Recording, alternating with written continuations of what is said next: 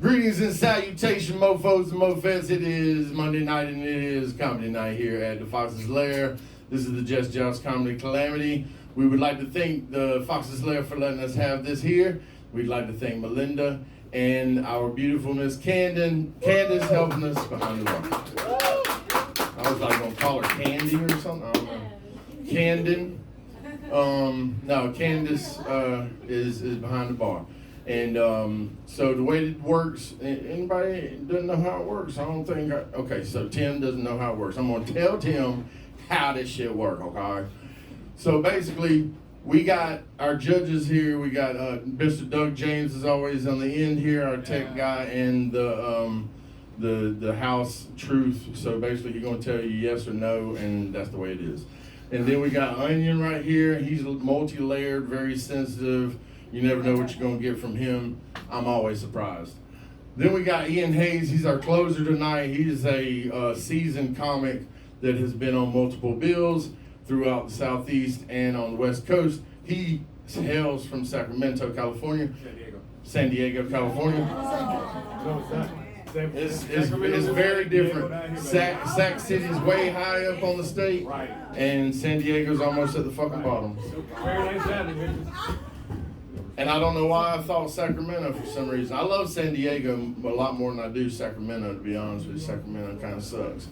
It's muddy. Anyway, okay, this is how the show works. So you get up, you do 7 minutes. This week, the premise was family vacation. Every week, I put up a premise on the website, happybonesjones.com.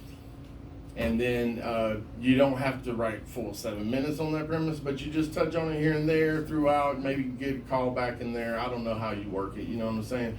There's all different types of ways motherfuckers be approaching this shit right here, which is why I started doing this, because I love the whole craft of it.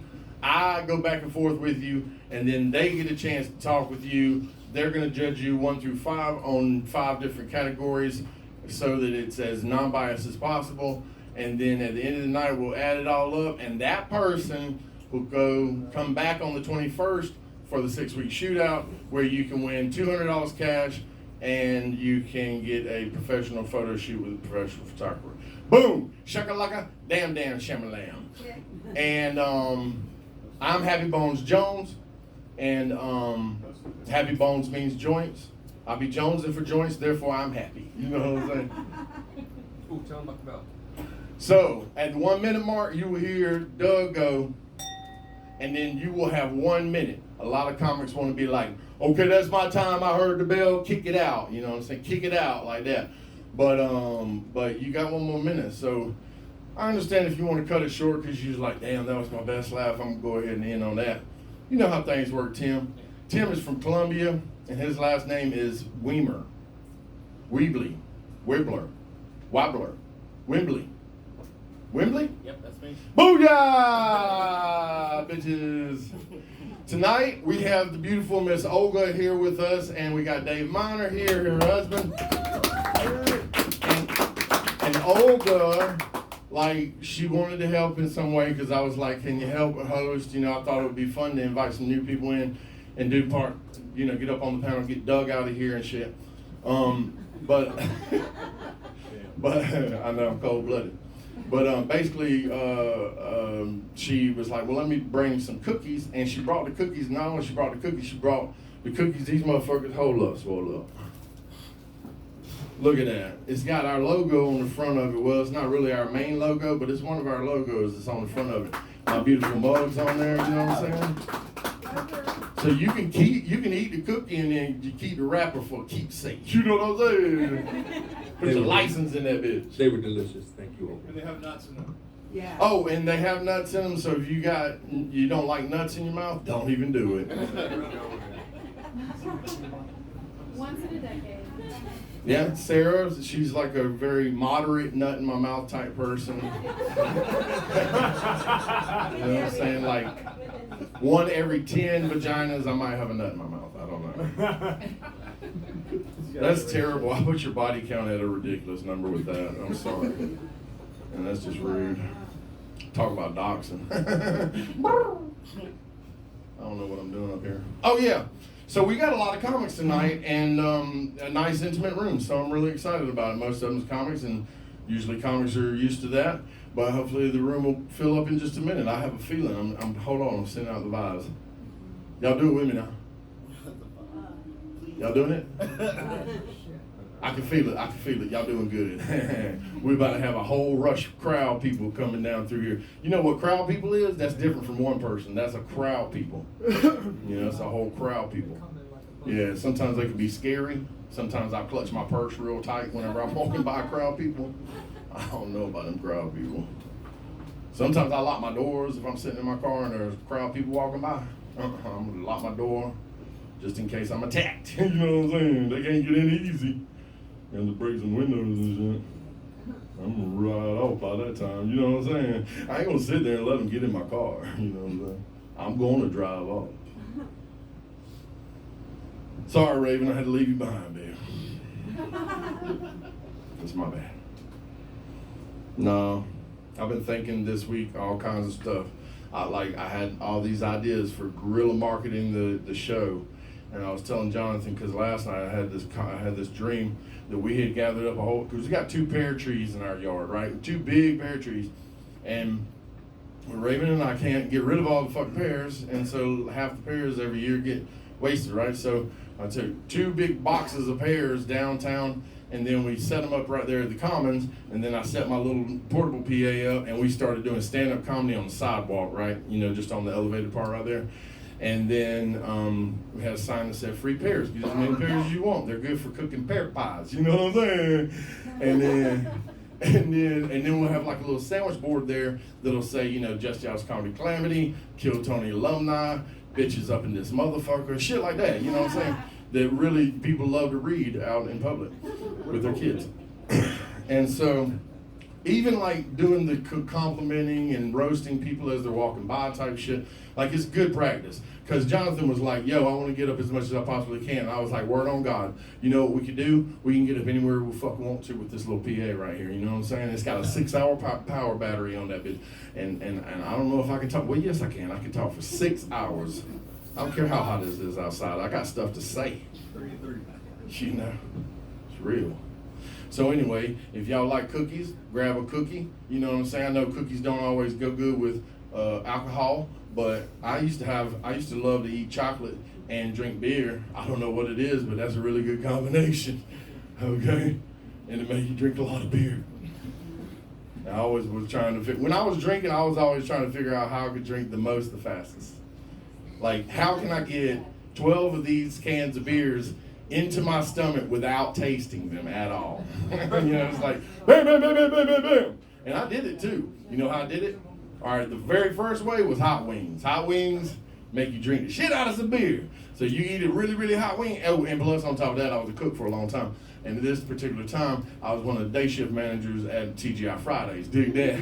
And so I was able to go in there and make me some wings however I wanted to make them wings, you know what I'm saying? So I was making all kinds of different wings, okay?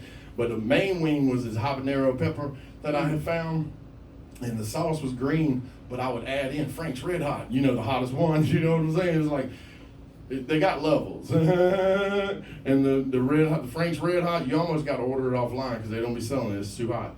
Anyway, so I mix them together, and I put some lemon juice in there, Jane boy, and put some pepper in there, and throw it up in a can, bro.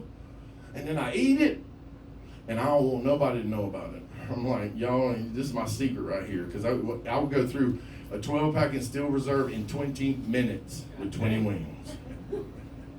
Did I mention I was way bigger back then? I was real big back then. Yeah. I had moments.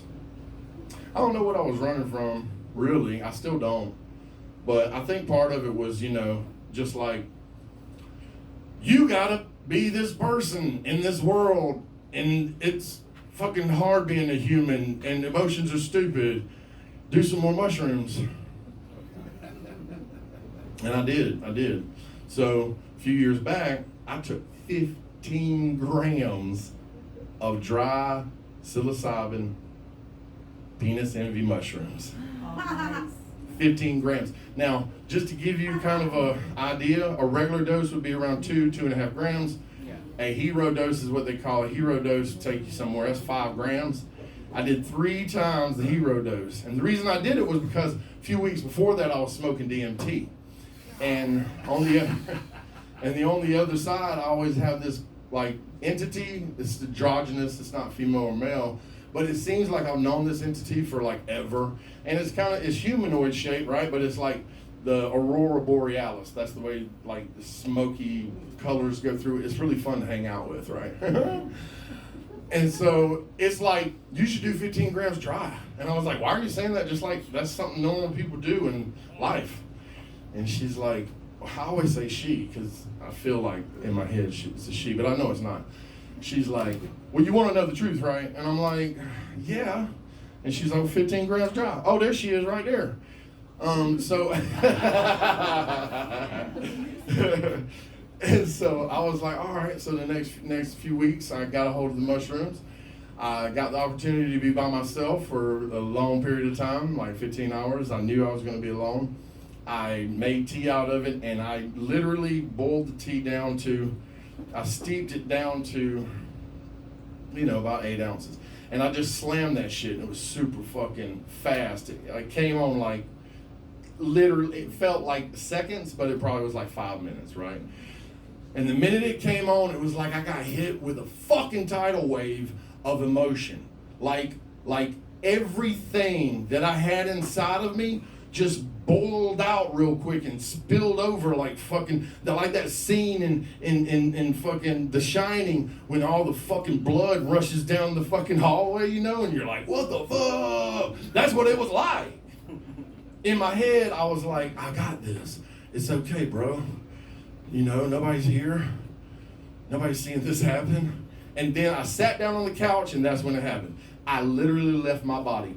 All of a sudden, I was in this nothingness, like a big black nothingness. I was just floating there. And then there was this little girl beside me that I didn't see there at first, but I all of a sudden noticed. And it was me as a little 8-year-old girl made out of silver in a little silver dress and shit. And she was like, here. She was like, take my hand. And I was like, okay. And I took her hand, and she was like, don't be scared. We do this all the time. And I was like, what, little female me?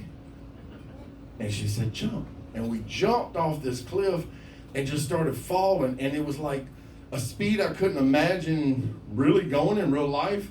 It was so fast. It was like instantaneously. And then all of a sudden we stopped, and I was on top of this mountain. And this mountain was the tallest mountain in the history of mountains. I mean, it was like the tallest mountain. And it looked like Earth, whenever I saw Earth, it was really small. It was far, far away. And it was just this little area I could stand in. I couldn't move, I couldn't walk, I couldn't step around, I couldn't move. And I'm scared of gravity. So I kind of try not to be where it can fuck me up.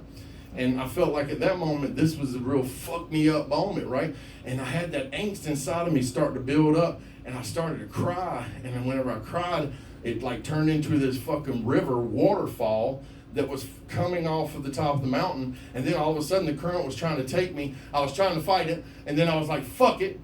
I'm done with this bullshit. And I let it take me. And then I'm in nothingness again. And I see another me, but it's a humongous me. And then all of a sudden I'm standing on his forearm, like on his forearm, I'm like a fucking ant on his forearm. And the little silver girl's with me now. And we're looking at this gaping hole in my forearm where all these like light beings were at, and they were all like in bondage. And I was like, it looked like a slave ship in the forearm. It was crazy. And I was like, what's going on here? And she was like, that's all the past yous that hadn't forgive themselves. And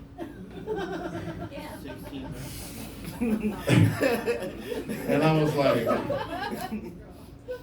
but wait, I was like, how do I forgive myself for being them? I don't even remember being them.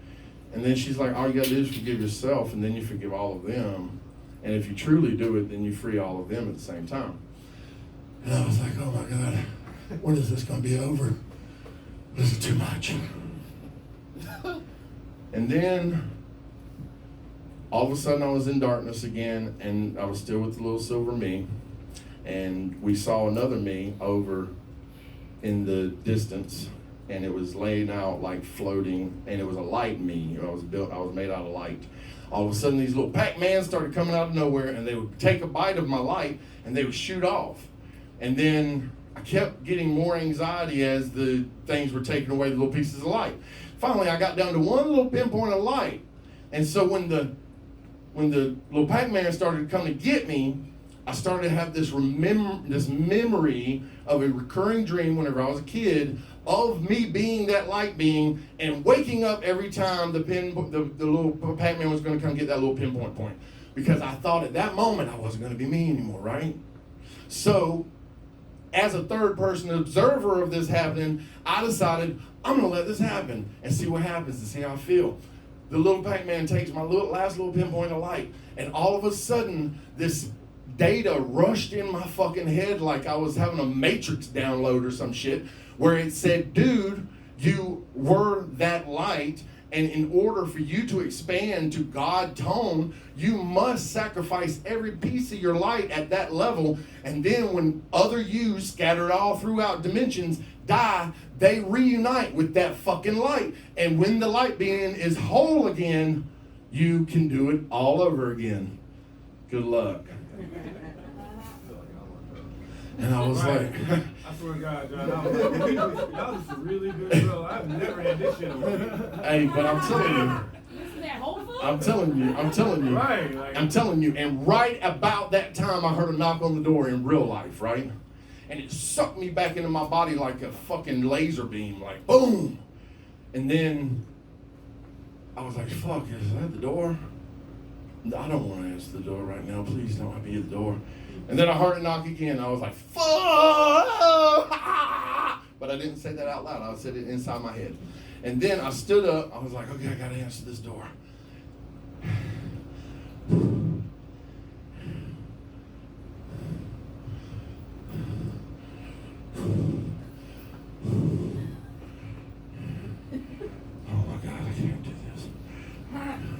And then it knocked again, and I was like, oh my God. Okay, I think they know I'm here. All right, I'm going to open this door. I'm just going to open the door. I'm going to do it like I'm going to rip the band off it. And I grabbed the door, and I opened it up, and it was my ex-girlfriend that was the last person I wanted to see on the face of the planet. And I was like, oh, what? And she goes, I came to check on you because you said on the internet that you had 15 grams of mushrooms. And I was like, I hope somebody's with that motherfucker. So I came to your aid. And I was like, this is not helping me. This is not good. And I asked her to leave. She would not leave. She forced herself in the house. She wanted to sit beside me on the couch. It made me shake and vibrate to the point where I didn't feel solid anymore. It was crazy. I was like, okay, I'm like literally ghosting out on you right now, so I don't know why you're here. I don't know why you're here. And she kept saying, I'm checking on you. It's not a big deal. I'm checking on you. It's not a big deal. And I was like, you know what? I have an 8-year-old me that's a girl, and she's made out of silver, and she can take care of me just fine, bitch. And she's like, oh no, you did not call me. I'm not nobody's bitch, okay? I'm getting up, I'm leaving. You know what? It's probably best if I leave. I was like, I don't know why you have to do that, but go ahead, yeah, that's okay with me. And then she's like, you know what? You need me. She sat back down. And for another like 4 or 5 hours, I started just having this channeling thing going on where I was looking at this mouse up on the mantelpiece, like a ceramic mouse, and then there was a unicorn that had like glitter on it, and it was like doing this thing beside the mouse on the mantelpiece, and every time I made a good point, the little mouse would wink at me, and his eye would be like, ding, you know? And every time that I was going off the path, the fucking unicorn would start, and smoke would come out of his fucking nose. And I was like, you're very lucky right now, okay, ex-girlfriend, because you are privy to how the fucking universe works right now. Yeah, that shit was real. I haven't told that story in a while, and every time I tell that story, I get the feelings again. But what's wild about it is, ever since then, I feel kind of like Captain or Dr. Spock. Well, I don't know what he is. Fucking dude, the dude from Star Trek, right? He's a Vulcan, right? And he doesn't feel emotion like other humans do, right? Literally, something reset in my fucking head. I have not been depressed since this event. And I have this clarity of my emotions where I can literally control them to a point where it's almost like a switch. I can turn them on and turn them off. And I can be completely, disassociated from everything if I wanted to be, right? But when you have that power, and you choose to feel the fucking emotion of being a human, you think to yourself sometimes, fuck man, I ain't coming back and doing this again. This is bullshit. But I don't know if y'all feel that way, That was a long way of saying, have you ever felt like, you ever asked yourself the question, this is the question I've asked myself my whole life. Since I can remember asking a question, in my head I remember saying, what the fuck? Where was I just now? Where was I before I got here? Like I was somewhere else just a second ago, and now I'm here. And it's fucking weird. And I ask people all the time, do y'all ever have that question? Do y'all ever think that way? And maybe 1 out of 10 will say yes. And I'm like, how is that even possible? And then Doug says, you're fucking weird. And I drop it all. And I stop channeling and freaking people out around me. So we got a lot of comics tonight. We better get into it.